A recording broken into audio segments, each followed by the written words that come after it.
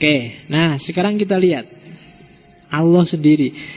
Kayak gimana sih rentetan dari yang sejati sampai lahir manifestasi sampai lahir tajalli itu. Jadi memahami Allah, katanya Ibnu Arabi, bagi dia di 3 level. Allah tidak ujuk-ujuk dia sendiri terus misah dengan mana. Tidak, Allah itu dia punya 3 martabat. Martabat yang pertama adalah martabat ahadiyah. Ahadiyah itu Allah apa adanya, yang laisa kamislihi syai'un. Akalmu gak akan nyampe memahami Allah. Dia tidak seperti apapun. Seperti apapun definisimu, gambaranmu, sebutanmu terhadap Allah, Allah tidak kayak gitu. Karena akal kita terbatas, Allah tidak terbatas. Akal kita hanya laku untuk yang punya ruang dan punya waktu. Tapi Allah tidak punya ruang dan tidak punya waktu. Ya kan? Akalmu itu kan tidak berdaya. Kalau di luar ruang, di luar waktu sudah nggak nyampe sudah. Yang tidak terbatas saja akalmu sudah nggak nyampe. Berapa angka paling besar? Nggak akan nyampe pikirmu. Berapa ya angka paling besar itu ya? Selalu ada yang di atasnya. Atau berapa angka paling kecil? Nggak. Selalu ada di atasnya. Ukuran paling besar adalah nggak nyampe. Jarak paling jauh itu berapa? Nggak nyampe. Karena akal kita hanya bisa untuk yang terbatas. Karena dia sendiri sifatnya terbatas. Yang nggak ada ruang, nggak ada waktu, akal juga nggak nyampe. Sebelum Allah menciptakan segala sesuatu, kalau pakai sebelum itu kan berarti sudah ada waktu. Akal kita nggak nyampe loh. Iya ya, sebelum Allah menciptakan. Sebelum itu kan berarti sudah waktu. Padahal waktu itu ada ketika alam semesta ada. Dan perputarannya itulah yang melahirkan kemarin, besok, nanti. Nah sebelum itu gimana? Itu kan gak nyampe akalmu. Jadi akal yang kamu dewa-dewakan itu sebenarnya batasnya banyak. Cuma kamu aja yang gak sadar. Cari buku yang judulnya Batas Nalar. Itu versi positivistik di mana nalar itu terbatas. Tapi kalau versi religiusnya nanti seperti ini. Oke. Nah, karena Tuhan itu tidak bisa dinamai, tidak bisa dijangkau, tidak bisa dijelaskan, tidak bisa diakses oleh pikiran. Satu-satunya jalan untuk memahami Tuhan di level ahadiyah itu nanti yang disebut teologi negatif. Selalu harus kamu negasikan apapun temuanmu, apapun pikiranmu, apapun definisimu, penjelasanmu tentang Tuhan. Tuhan pasti tidak seperti itu. Itulah nanti yang disebut teologi negatif. Negasikan semua. Karena Tuhan ada di balik itu semua. Pikiranmu gak akan nyampe, penjelasanmu gak akan menjelaskan yang sesungguhnya. Jadi itu level yang pertama. Ada level yang kedua, yaitu level wahidiyah. Level wahidiyah ini ketika Tuhan memperkenalkan dirinya pada manusia, memperkenalkan, ingin dikenal, maka dia menciptakan makhluk dan dia menunjukkan dirinya. Aku itu kayak gini loh. Itu yang disebut ta'ayun. Ta'ayun itu mendefinitifkan, menunjukkan aku itu. Kamu kan gak nyampe kalau memahami aku. Tak jelasin aja, aku itu kayak gini loh. Itu level wahidiyah, level asma wa sifat. Aku itu penyayang. Oh penyayang. Aku itu maha kuasa. Aku itu adil. Aku itu kan Allah sendiri yang mendefinitifkan dirinya. Nah ini sudah level selanjutnya dari ahadiyah. Namanya wahidiyah. Asmaul Husna yang 99 itu level wahidiyah. Ini ya masih Allah, cuma Allah yang mendefinisikan dirinya sendiri. Ke level wahidiyah namanya.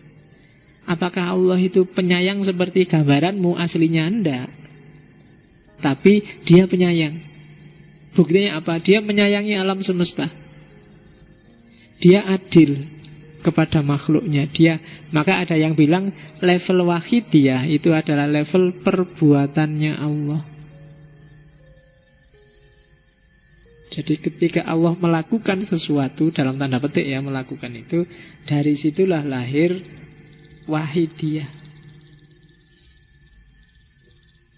Level yang kedua, Allah yang Maha Esa, Allah yang Maha Kuasa, Allah yang Maha Pengatur. Pokoknya semua Maha yang kamu atributkan pada Allah, itu Allah di level wahidiyah.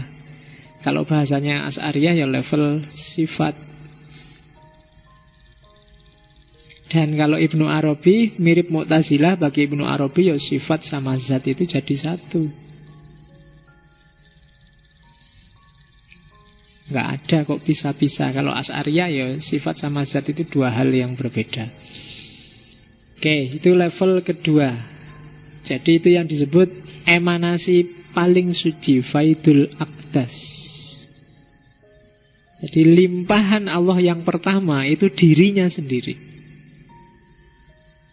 asma wa sifat. Baru yang ketiga namanya martabat level ketiga, tajalli syuhudi, yaitu manifestasi dari adanya Allah dengan adanya alam semesta ini. Tadi kan dibilang kamu, alam semesta, gunung, laut, dan semuanya itu kan sebenarnya adalah tajallinya Allah. Cuma tajalli yang ketiga, tajalli level ketiga. Karena Allah itu Maha Pencipta, untuk jadi Maha Pencipta kan harus ada ciptaannya. Maka lahirlah tajalli ketiga, ciptaannya. Karena Allah itu penyayang, kan harus ada yang disayangi.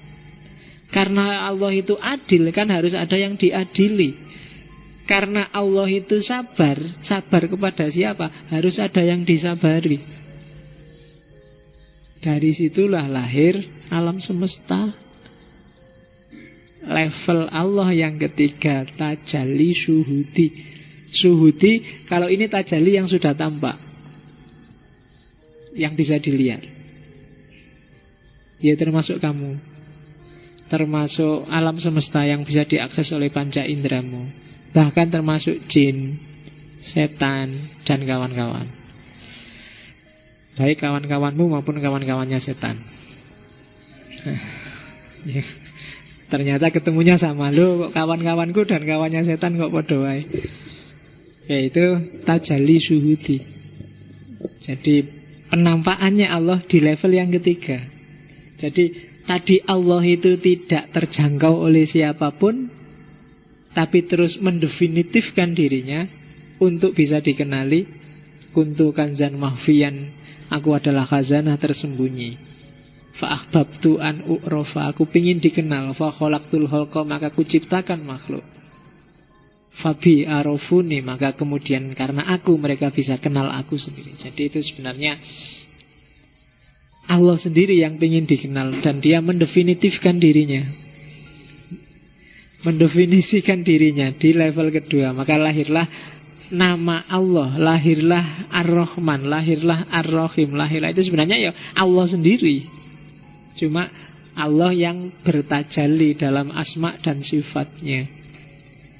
Dan pada akhirnya tajalli limpahan yang kedua ini melahirkan limpahan yang ketiga, tajalli syuhudi. Ya gampangannya kayak tak jelasin tadi. Allah itu khalik, maka makhluknya apa kemudian? Allah itu penyayang, yang disayangi apa dan siapa? Allah itu maha bijaksana, bijaksana pada apa dan siapa? Maka otomatis lahir limpahan yang ketiga, tajalli syuhudi.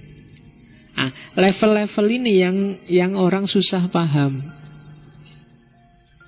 Jadi meskipun dia wahdatul wujud, tapi ada satu titik di mana Allah yang sejati itu ya beda sama sekali dengan makhluk yang syuhudi, yang tampak, yang material. Dia bagian dari Allah tapi bukan Allah.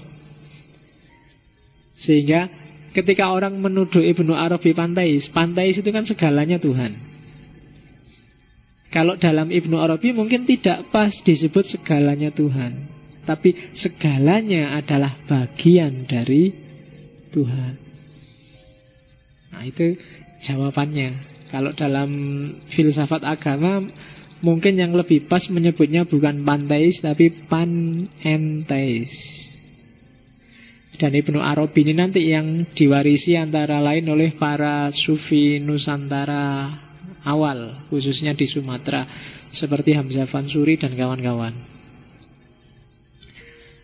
Kalau yang di Jawa, sufi yang agak monumental ya Al-Halaj, diwarisi oleh Syekh Siti Jenar.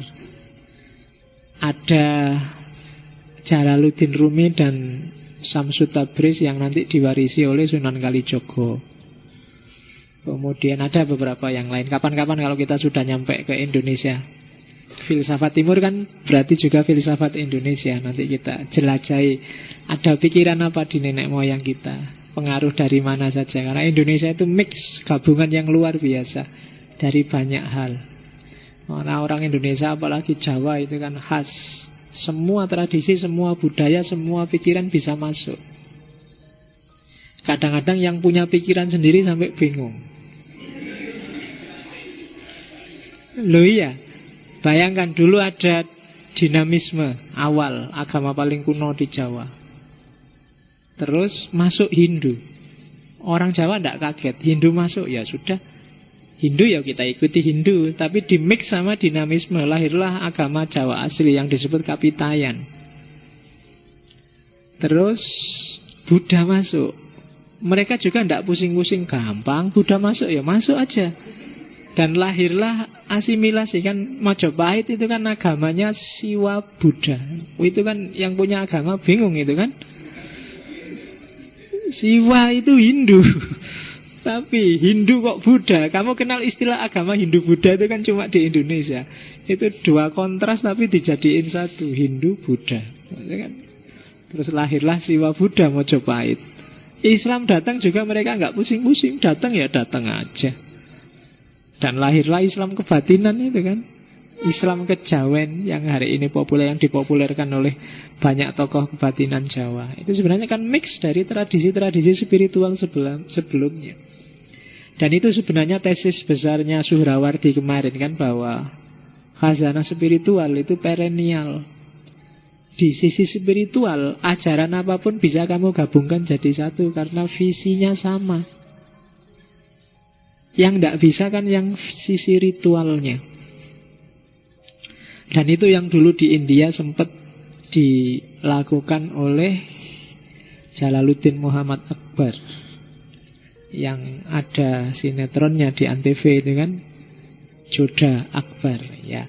Jodha itu Hindu dan dia sendiri Muslim, tapi dia punya visi untuk melahirkan agama baru karena dia agak toleran, terbuka, maka di istilahnya sering ada diskusi-diskusi antara agama. Terus dia punya visi bikin agama baru mix antara banyak agama tadi di tradisi spiritualitasnya.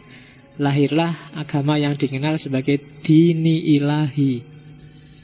Itu agama zaman Kekaisaran Mughal. Itu agama sintesis dari beberapa tradisi spiritual yang hidup di India zaman itu.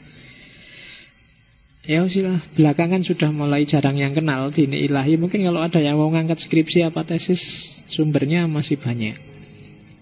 Dini Ilahi.